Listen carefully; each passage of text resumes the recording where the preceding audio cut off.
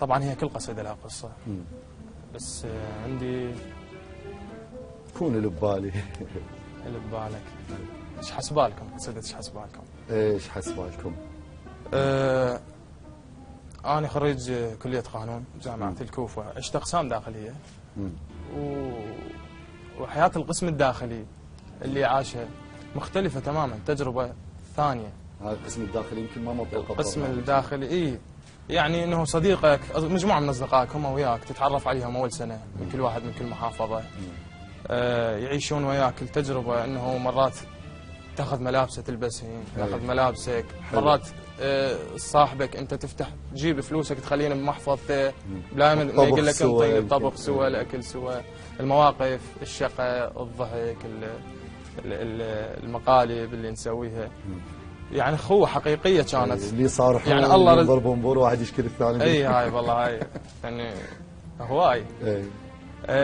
فحياه اخرى هو القسم الداخلي، يعني انا اعتبره مثل الجيش يقولون يعلمك حياه، والقسم ايضا يعطيك دروس هواي يعلمك حياه ثانيه. فاصدقائي الحمد لله والشكر اللي لاقيتهم وصادفوني بالقسم الداخلي الحمد لله لحد الان متواصلين احنا. حلو. اي الحمد لله، لان كانت قلوبنا صافيه وكانما ارادت رب العالمين جمعت انه احنا نكون سعداء بهذه الاربع سنوات.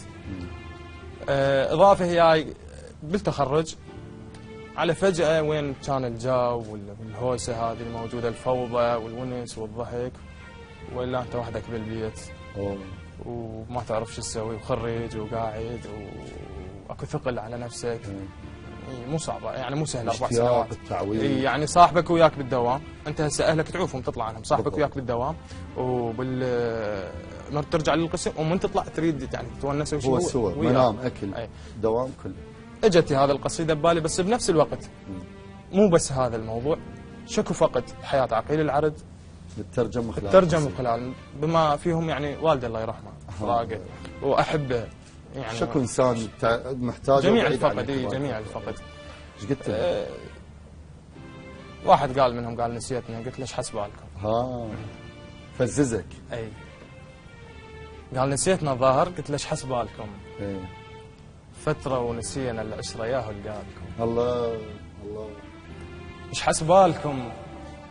فتره ونسينا العشره ياهو لقالكم، يوميا شر خدود من تطلع شمس، واستقبل الليل بنياح نعالكم، وصف وحدكم مملحة برف الجرح، وبالي يوميا صوركم تنمسح من التراب امسحها خلوا ببالكم. الله مشتاق لكم، وصف وحدكم مملحة برف الجرح، وبالي يوميا صوركم تنمسح من التراب امسحها خلوا ببالكم. مشتاق لمكم واحكي من ذاك الحكي اللي يحلالكم، ومشتاق اسولف كذب واجبر حالكم، ومشتاق اضوجكم شقلا والله حتى لو بالصدق المهم وجه قبالكم. رحت ندى ويغبشة الشمات ليش شمالكم، شاورد روح الذاب اللي سوالكم، شابد كذب عفتولي بس خيالكم، بخيالي قمت ارسم وجه كل ظنتي من ارسمكم ادنالكم، وناظر نذر للي يعتنوا فنكم شنو، احمر رمل سكتنا واتحفالكم، واركض مثل دقة نبض دلالكم، وركضة ملاقة بخطوة اختنقت ترى، وقطعان واهس بي جنب مقبرة، ودموعي من هسه بدت تلزم على الملاقة سرى، وانفاسي متحلفة على شمة مخدرة، وواعدت هيلي على طار دلالكم، وشحوالكم فر من نمز زاج الضوش ودالكم، وفر من نمز داخل حسن هناي من كنا وكند غنالكم، تحجوني لو ما انذكر، تحجوني لو ما انذكر، خايف غريبي يدق لثايب بالكم، بديت من ما يعلموا ضصفالكم، نجمات مستحيات وين هلالكم، استبرد عنب روحي يريد سلالكم، محتام اطش روحي ملح بجروحكم، ومشتاق اشاقيكم واطلع روحكم، ومشتاق اسير طيره فوق سطوحكم، ومحتام امرجح راحتي على حبالكم، وش احوالكم؟ من كنتو كانت بس نوارس ضحكتي، من كنتو ما حد شاف سكل دمعتي، هسه اختنق واسطر النسمه بحسرتي، ودولي من عندكم نفس ديره شباح بريتي، ودولي اي شي لو ظرف مرسالكم، راح من الفراق انتهي ايش حسبالكم. الله عليك استاذ. ايش قد بيها صدق؟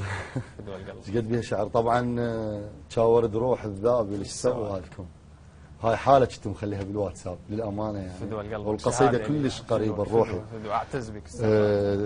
يمكن اصدقائك كلهم يستحقون، و يمكن طلعت من قلبك القصيده من روحك، يعني حتى ما ردت تعيد. هاي للامانه يعني انا كتبتها، انا امن انه القصيده تكتب بوقت واحد. هذه بالفيسبوك كنت يعني كلش مضنوك، والتحدث حاله ما عرفت شنو، كتبتها كلها بدون تعديل ولحد الان ما عدلت عليها. الله شاهد هيك على الفيسبوك. اي هذه عم بخت ما اعرف بعد هي الصدق بخت لعب دوره.